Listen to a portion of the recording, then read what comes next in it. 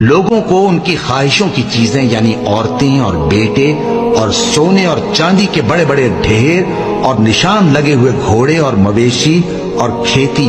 بڑی زینت دار معلوم ہوتی ہیں، مگر یہ سب دنیا ہی کی زندگی کے سامان ہیں اور اللہ کے پاس بہت اچھا ٹھکانہ ہے۔ اے پیغمبر ان سے کہو